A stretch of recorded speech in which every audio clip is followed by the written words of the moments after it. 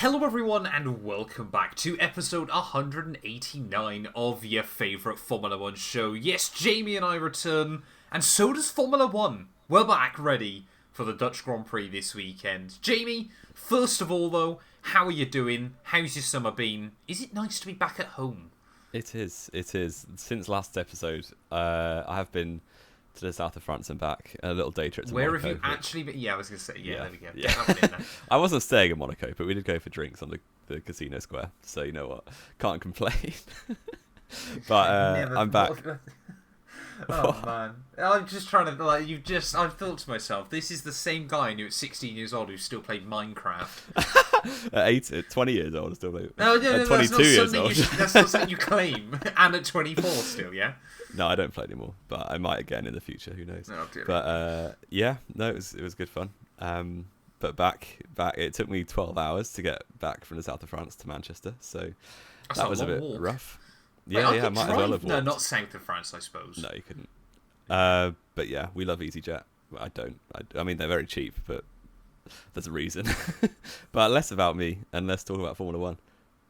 Yeah, we've got quite a few bits and pieces to go through. We've kind of said, I think, because we took 1 week off, didn't we? Or one podcast ended up late or something. So kind of they've been all over the place, and the summer break hasn't really felt like a summer break. But I think that's all because we're kind of worried about the next autumn break that we're getting in a few races' time, aren't we? But, I mean, obviously we've got Zandvoort this weekend, and we've got Monza next weekend.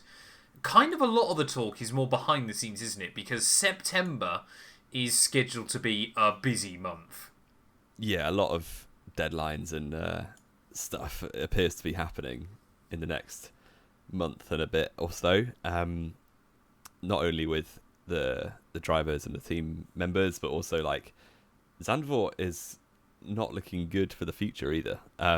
This could be the last one that's on a permanent every year contract, which I guess we'll find out by the end of the season probably. But it surprises me because it's been an absolute sellout and just a party each year it's been on the calendar. So if it was like, it surprised me it's monetary because they could definitely just put the prices up and it would still sell out, to be honest. But is it that you simply can't put enough people? I mean, I'm trying to have a look at the attendance. It's a very small venue. Yeah. Yeah, I mean, it's a small venue, like you said. I think they still got 305,000 people through the grandstands last year, which obviously is a lot. I mean, you compare that to what Silverstone, I think, last year got close to 500,000. Yeah, I had 510,000 in my head for some reason, but you're probably right. But it's not really as such the issue about that, is it? It's not that Zandvoort, it's probably generating a profit in of itself. It's simply because, obviously, some track in Qatar or Abu Dhabi or somewhere else will pay $30 billion for a 3-year deal and things like that. Or Chicago. Or Chicago, apparently.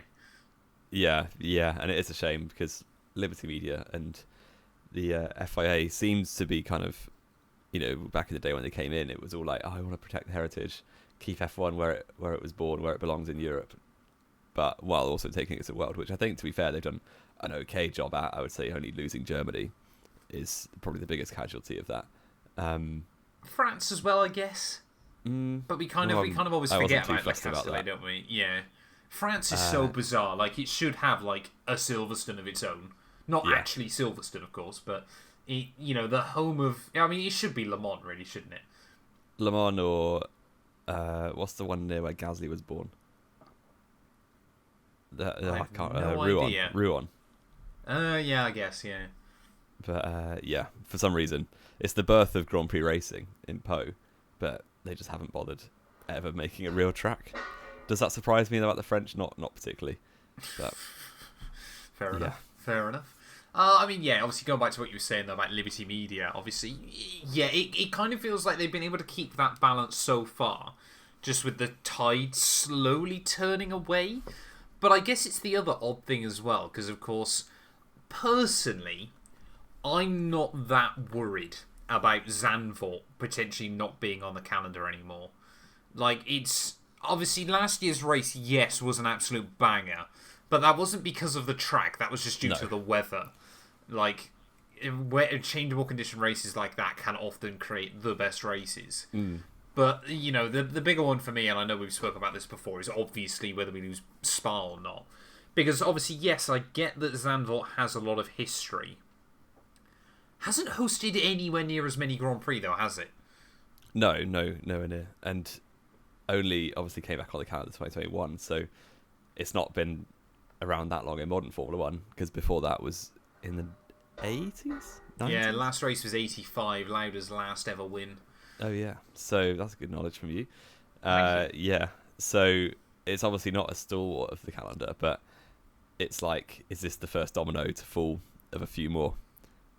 Well, and I think obviously if they try and wrap it in with Spa as well, you then very quickly run down a slippery slope, don't you? Of obviously, if you're suddenly then having them alternating, you can end up in a situation not that long down the line where, say, Hungary and Austria are then on alternating deals, or Imola and actually, I don't think Imola and Monza. I think you'd just keep Monza, wouldn't you? Yeah, you I would. think I think Imola's going to be gone pretty soon as well. Yeah. So suddenly you've cut out 3 races. Now try and give another one to the US and another 2 in the Middle East somewhere. But it sounds like Rwanda wants a race. Rwanda apparently now wants a race as well, which I think, to be fair, is, depending on obviously what the deal actually looks like. Yeah, it would be quite cool. I think, that's one that they could actually try and push for quite sensibly. But you just kind of... It's that horrible thing as well, isn't it? There's other tracks that could very easily go. Obviously Barcelona was scrapping anyway. And I kind of worry that once Alonso's gone again, Sainz did pretty well for a couple of years to kind of keep the interest up. Yeah. And then obviously, especially with his move, to McLaren and Ferrari and that kind of thing. But you kind of think, if he's going to go to Williams next year and say ends up having to stay there, no other big team kind of wants him for a few years, and Alonso retires, is that interest going to be there anymore? We'll have to wait and see. I think being in Madrid will probably help, because it's... But is it a short term? It feels more like a plaster over a... Papering over a crack. War that's the saying you're looking for. Yeah, exactly, that kind of thing. It's very, very odd. Yeah. Lots going on in Liberty and in the world of Formula 1 management, which I'm glad I'm not a part of, to be honest. And they're getting sued in the US, fun fact. Really? Or not sued, sorry, investigated, if I'm correct. Fantastic. Well, that would go down well for them. Obviously, you know how Americans love their sport to be competitive and fair, kind of, and obviously raking in as much money as they can. Apparently the anti-competitive commission, or whatever it's called over there, is investigating into why Andretti wasn't allowed in, which is quite interesting. Because of course you kind of forget, because that's not really how European sport works. But of course it's an American company now, and it's all franchised as well. So in American sports, so yeah, why not? Well, that will lead us on to a nice second point, as maybe Andretti will be allowed in, because there's one team which, Bin Sulayem and FIA basically said Andretti should buy a team rather than create their own. And they have the opportunity to do that, because it looks like Alpine are giving up. And it looks like they've been giving up for about 3 years, just slowly. Well, they look like they've been giving up since they came back, to be honest. Yeah. It's true. They've been self-destructing ever since 2019, I would say. Yeah, but looks like the factory at Viri is getting scaled down to a point of nothing at one point quite soon, and that's where the engines are made for Renault, and the factory at Enstone is probably going to get sold to a buyer, which could very well be Andretti. Well, this is the odd thing, isn't it, still? Because obviously they're trying to seek this Mercedes customer deal, which, again, is kind of so odd, isn't it? You kind of think, Red Bull are going the opposite direction. Formula 1 teams are worth so much money right now. It's kind of like you look at the valuations, the way they've gone up. And I mean, obviously, I'm sure they've actually probably dipped since, because I think the last articles that properly came out by the Forbes, I think it was in 2023, the start of 2023. And it was something ridiculous, like the average F1 team's value had gone up by like 380% between 2019 and 2023. It wouldn't surprise me if we've seen, as much as like a 30% slide in that time, back the other way. But, you've got a Formula 1 engine supplier in Alpine or Renault, whatever we're calling them still, that now doesn't want to be. No one else is using their engines anymore, because ultimately, I think it's terrible as well, because I'm obviously not a fan of them.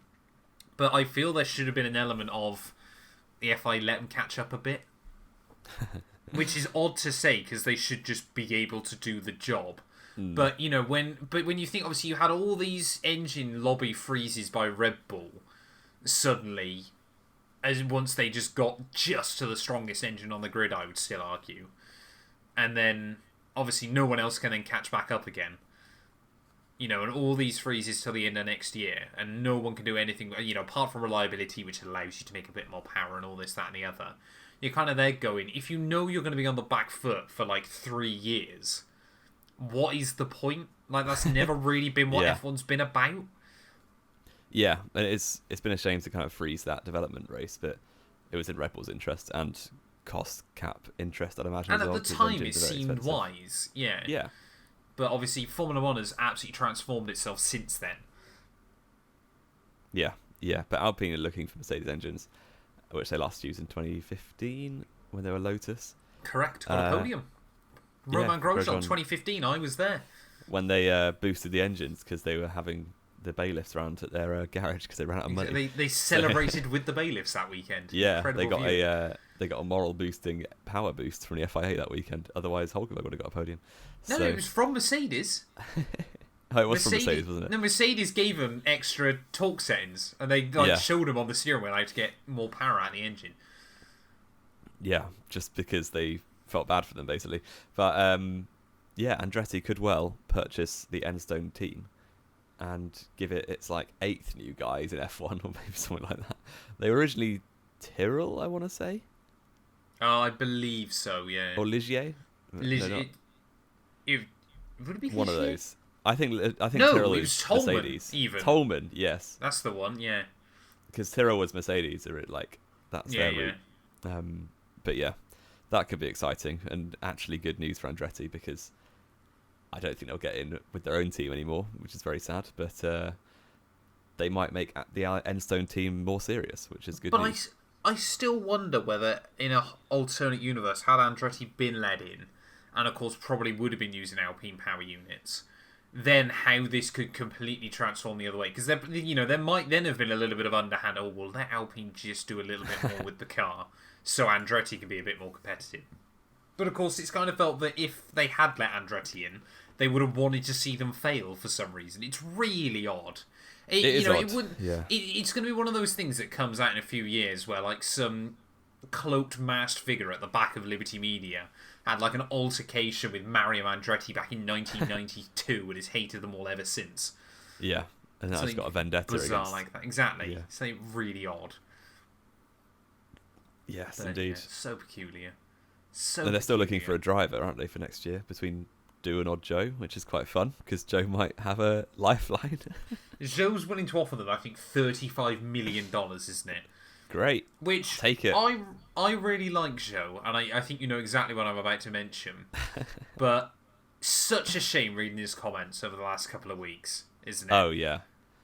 Yeah, it does. I see slightly where he's coming from, but I think he's gone about it terribly. I see the frustration, but I don't think it's justified. I don't think he's gone about it the right way, no. No. But I do see what he means, that Ollie, he's basically said, when he got his contract in F1, after finishing 3rd in F2, he got absolutely rinsed for everyone for being a pay driver. He's only here because he's Chinese, kind of thing. And then he's basically saying, look, Ollie Behrman, Kimi Anselli are both going to be on the grid next year, probably. And they're currently like 8th and 15th in F2 or something. So where's all the hate for them? It's probably because they're British and Italian. They're not like the F1's against the Asians, basically, is what he's saying. And it just feels a bit distasteful, because looking at context, F2 is a joke at the minute. And back in 2021, it was actually slightly serious, and the best drivers did come to the top, which is why Piastri won. I think Schwartzman was second. I can't remember who was second. No, was it Mick? Mick was already in F1. No, Mick was already in F1. I think it was Schwartzman. I think, yeah, in the end, just pipped Joe, didn't he? Yeah, and Joe was third, because F2 was actually fairly serious. But now, like, Paul Aaron is second It's like, what's happened here? Well, he was winning most of the season. Yeah. Well, still, my favourite example is, just for reference, Schwartzman beat Zhou by 9 points in the end. Dak Tickton came 4th ahead of Pourchaire. I'm trying to remember. Let me have a look quickly. Who's the lad from your ends? Oh, won in Monaco. Zach O'Sullivan. Yeah, he's like above Behrman by virtue of incredibly lucky feature race victory. Exactly, the most absolute, and I'm just going to say it, shithousery at Monaco. But fair play to him. So, here we go. I believe it is Joshua Dirksen, Paraguayan, 19th in the standings so far. He's only a handful of points. To be fair, now Antonelli's kicked off. He's quite a way behind him now. But he outqualified Antonelli in Austria, I believe it was, which is, in Formula 2 especially, is basically just a power circuit, isn't it? Yeah. So he competed in Formula 4 last year. Oh, sorry, in one of the Formula... he did, that's right, sorry, he did Formula Regional with Antonelli last year, and he came 19th. Obviously, Antonelli dominated it and won. And then suddenly, this kid's suddenly out-qualifying him around, like, power circuits and things like that in Formula 1. You go, well, it's quite clearly then not fair, is it? Mechachrome is doing something odd, for sure. I'm not doing anything right is the problem with Mechachrome. I mean, we've gone down a rabbit hole again. We have. Taylor Barnard finished 22nd in Formula E last year. Wowee. He didn't do many races, though, did he? Am I right in saying? Or he was on a terrible season. He did 3 races, 5 points. Yeah, I was going to say. That's not too bad. Yeah, but you're kind of there like with Zhou. I'm there like, but the thing is, like, with the pay drivers, obviously they are a part and parcel of Formula 1. It's just what happens. But at least with like a Latifi and stuff, he didn't kind of like just outright try and, he wasn't there going, oh, it's racist against the Canadians or anything like that. You kind of appreciate the position you're in. And I'm sure, obviously, yes, Zhou will have had to deal with a lot coming through the ranks. And I'm sure, some of it will have been racist. Because, unfortunately, that's the world we live in. And he grew up in South Yorkshire. He did grow up in South Yorkshire, and that's just horrible for anyone to have to deal with. I'm not trying to say that, it's okay because he's had to deal with it or anything like that. But then just trying to claim out that, when you've got two talents that are probably the most hyped coming through since probably Lando, Albon, and, Charles and George.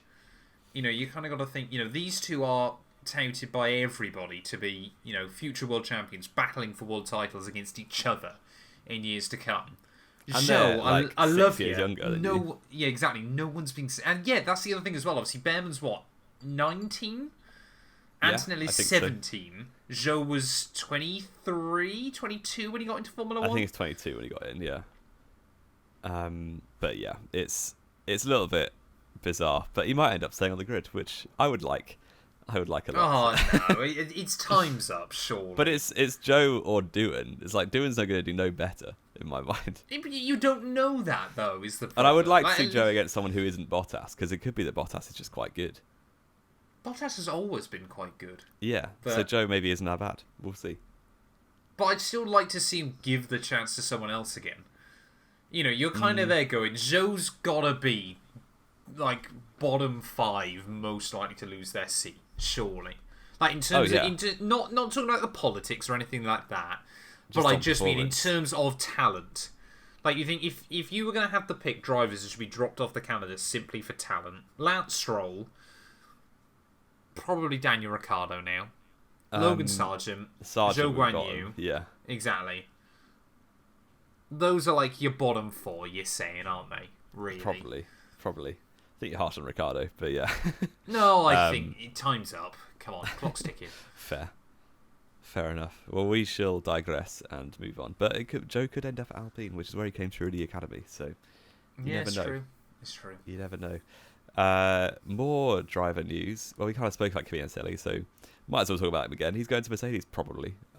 Likely, because we're recording this on a Monday morning, that by Tuesday afternoon it's probably already happened. No, it's meant to be announced at Monza. Apparently, fair enough. Obviously Italian Grand Prix. Yeah. So he's going to go into Mercedes for 2025, which was kind of the worst kept secret since about 3 months ago now. Yeah. Well, Lewis announced he was going to Ferrari, pretty much, isn't it? I guess the question is whether he goes to Williams or not for the end of the season, but it doesn't sound like it will be for Zandvoort. No. And I feel like Sargent definitely won't be for Zandvoort. You would hope that we would announce that by now. Yeah. But we will see. It could be for Monza. Could be after Sargent's next shocker that they just drop him. Or he calls it quits if he gets an IndyCar contract or something like that. Obviously, again, there's a bit more kind of history, isn't there, between like IndyCar poaching F1 drivers that are on the way out early, isn't there? Anyway. Yeah. But it could well be that Sargent knows the writing's on the wall. I feel like if you're his agent, that must be the most difficult job in Formula One right now. Like trying to talk to anybody, going, "Hey, do you fancy this new hotshot guy? He's from America. There's no point, is there? He'll sell some hats for you." and every other team would just be going, "No." Like, do you just if a contract comes through from an IndyCar team? Well, no, because you're a trained athlete at the end of the day, and no, but the agent wouldn't bother trying to get him. Oh, sorry, the agent might give up. Not trying to get an F1 seat. Yeah, but you kind of think if say you're given an offer to a decent midfield IndyCar team, and they're going, "We're getting rid of our driver at the end of the year," come over early, do the last couple of races, just get yourself settled in. Why would you be against that? You go, "I'm going there anyway." It's clear that he's not enjoying his time in Formula One anymore. I think there's a big rift between him and James Vowles now, apparently. They basically just don't talk to each other. Well, after the Australia thing, I'm not surprised, to be honest. Well, exactly. You kind of think, you know what, why not just leave on your own terms a bit? Kind of it's just, like when that guy quit The a Apprentice before being fired. I have no idea what you're on about, but okay. Well, maybe one of the viewers remembers that. You're kind of there going, just, maybe go out on your own terms. If you feel that way inclined, and then obviously, I mean, we say obviously about Kimi Antonelli coming in. We could see that because, of course, there's the other potential talk as well, isn't there? And we could see a little bit of shuffle, because obviously, I know I said earlier on in the year that Perez could be out by Monaco. Hasn't quite happened. P11 in the championship. But that's because exactly. That's because Ricciardo is. To be fair, he's not much higher than P11 in the championship. True. I think I put him second or third. So that's you're not going to be as far out as you are. There's still the rumblings. Obviously, if Red Bull made a huge deal about how he wasn't going to be out in the summer break, when apparently they'd already told the Verstappens he was going to be out of the summer break. It could be that they told him, look, you got 4 Grand Prix. You got Zandvoort, which you could have won last year. Probably wouldn't have, but did lead for a bit. You've got Monza. It's straight lines. You got Singapore. You've won there before. And you got Baku. You've won there before. You got 4 races. We're not saying you have to beat Max. You got 4 races to prove you can stay close enough to him that's acceptable. And you're into the end of the year. If not, we've got a month break. You're out the door. Yeah. But of course, then we got Mexico on the other side of that. That would be a bit brutal to drop him before Mexico. Come back for Mexico, 1 race a weekend only. Maybe, but yeah, that's proper fan pandering, really, isn't it? But that's what F1's all about these days. Apparently so. Yeah, we'll see. But we've talked about Perez so much. The other one is Liam Lawson. Where does he go? Because Helmut Marko keeps on waffling. That depends on how everything slots in with Perez. Yeah, Helmut Marko keeps on waffling about September being key. There'll be news in September because it's contractually obliged to, by the sounds of it, based on last year. It still seems like it's either Ricciardo going or Perez going, and Lawson filling the gap, really, isn't it? It wouldn't surprise me if we saw both go. Has Ricciardo done anything to prove himself?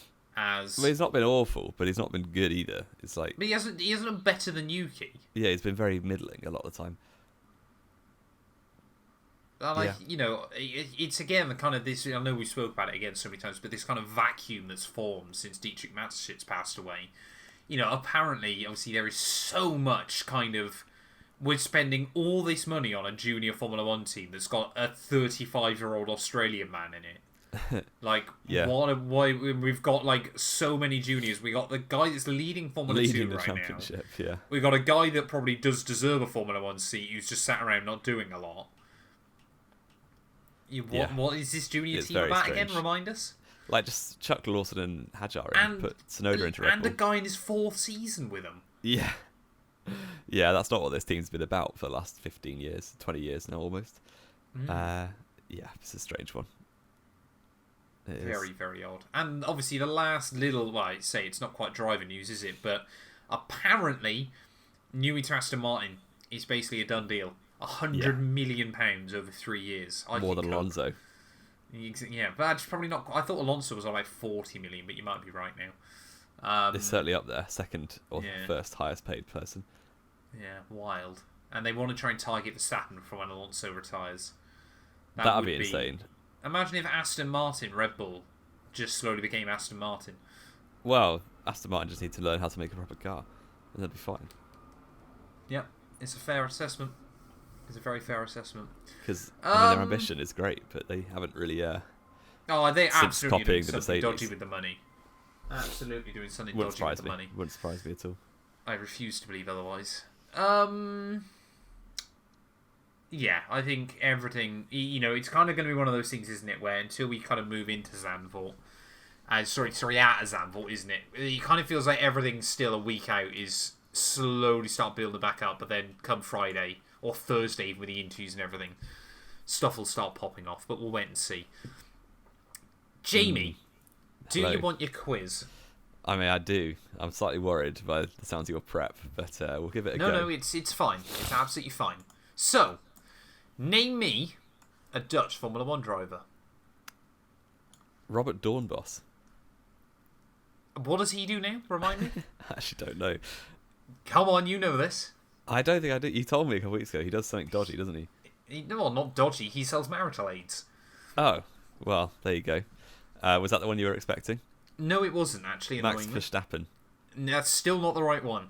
What? Nick de Vries. Nope. How many more are there? Jos Verstappen. Nope. What? I should have done this quiz on Dutch Formula 1 drivers. You Dutch. Clearly can't get many of them. Who One else more. is Dutch? I'll tell you. I'll give you like 3 words. Oh, Guido van der Gaard. Well done. There we go. There we go. So this is a bit of a convoluted segue, but you have to live with this. Obviously, Guido van der Gaard raced in Formula 1 in 2013, didn't he, Jamie? He did. And then there was a bit of controversy in 2014, wasn't there? Was he one of the 3 drivers signed for Sauber? He somehow, when Sauber had a lawyer running the team, they managed to balls themselves up with contracts and offered 3 drivers a full-time seat. So he arrived in Australia thinking, yes, I can't wait to race these new hybrid cars. and then never drove them, at least in official running like that. So obviously it was him, Ericsson... And Sutil. Sorry, not Ericsson. Was it Gutierrez? It was Gutierrez and Sutil, yeah. Sutil, yeah. Because obviously Ericsson was at Caterham that year, wasn't it? Yes. Jamie, you've got a minute and a half. You have got to tell me every driver in 2014 that scored a point. Your time starts now. Hamilton, Rosberg, Ricciardo, yes. Vettel, Bottas, yes. Massa. Yes. Alonso, Raikkonen. Yes. Hulkenberg, Perez. Yes. More teams. Verne, Kvyat. Yes. Williams have done. Mercedes, yep. McLaren, Magnussen, Button. Yes. How many more are there? More teams? You got 55 seconds and only 3 answers to go. 3 left. Bianchi. Yes. Sauber didn't score. Caterham didn't score. Who else is the back markers? Force India. I said.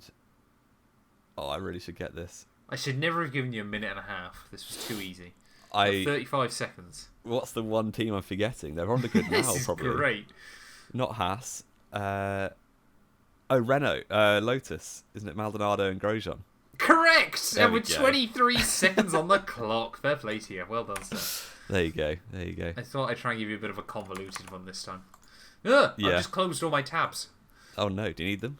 No, probably not too badly. I got right. Discord still. That's all I need. Good. It's good. all I need. Put me down, that's alright. Yeah, exactly. Just hang up because you got all the questions right. I mean, that was a fairly easy quiz. That was a fairly easy quiz. But, you know, That's good. That's good. Predictions. We've rattled through everything we needed to do quite quickly today. We've done a very good job. Predictions. The scores on the doors. Good man. 52 to you, 48 to me. Let's make a comeback here. Oh, I'm doing well. I mean, we're what? Are we one each so far in this? No, we've done this. No, one each. We didn't do it in 2021, did we? No, we did, because I predicted Verstappen to win every race. You predicted Hamilton to win every race. So it must be. Did we do it? I think I won 2 and you won 1. No, I don't believe you won 2. I definitely won 2022, and you definitely won 2023. Yeah, I know. I don't think we did one in 2021. I don't think, because the podcast was still all over the show. Yeah. Don't go back and watch them, otherwise you might stop watching now. I will say, what's Zandvoort like? It's a bit like Hungary. The Red Bull's just so bad, but it's still Verstappen's stomping ground, isn't it? I mean, it'll be off the calendar if he doesn't win, because there'll it will be riots if he doesn't win. There'll be no alternative but to remove it, because there won't be any racetrack there anymore. I will go Max Verstappen. Nope, I will go Lando Norris on pole position. Interesting. I will go Max Verstappen to win, because he'll take it at turn 1, because Norris can't hold a lead. Yep. That's a fair assessment. Norris P2 and Piastri P3. Interesting. And I'll write this down. Yeah, please do. See, it's interesting the different circuits we've thought are similar to Zandvoort. Because obviously you said Hungary, which I think is a very good one, and I was thinking about this morning before we recorded. I thought Monaco, both very bumpy. It's true, but the Zandvoort is a lot more high speed, obviously. But not particularly though. It's a medium speed corners, isn't it? There's not many Monaco's got quite a few medium speed corners nowadays. I guess. Not quite the same. I think you're probably more accurate though with Hungary. I'm gonna say then Max Verstappen pole. Lando Norris win.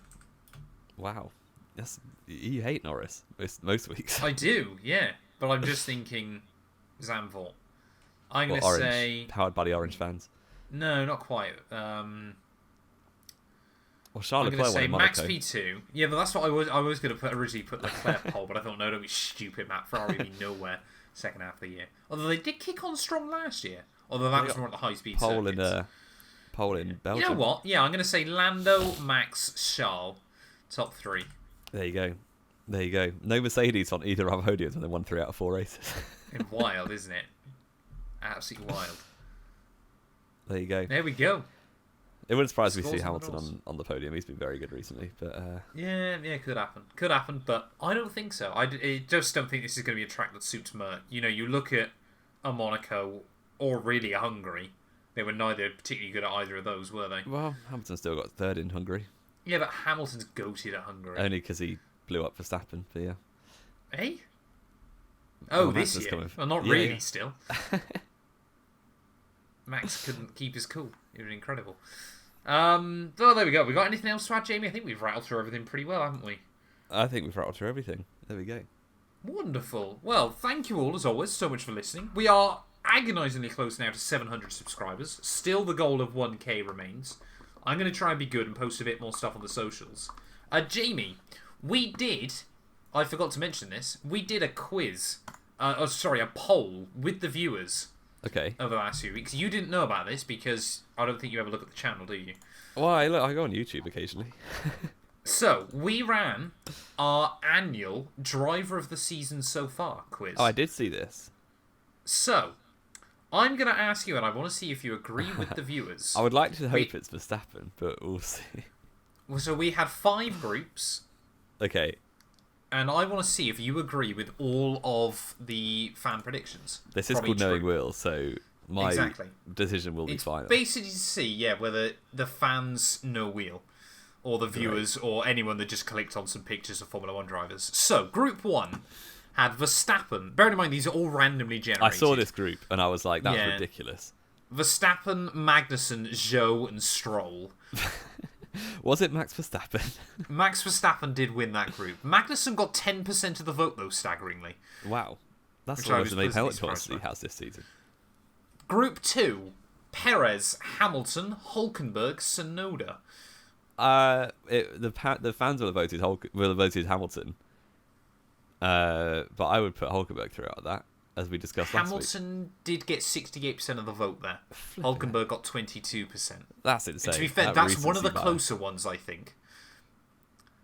Group 3, Leclerc, Russell, Bottas, or Gasly.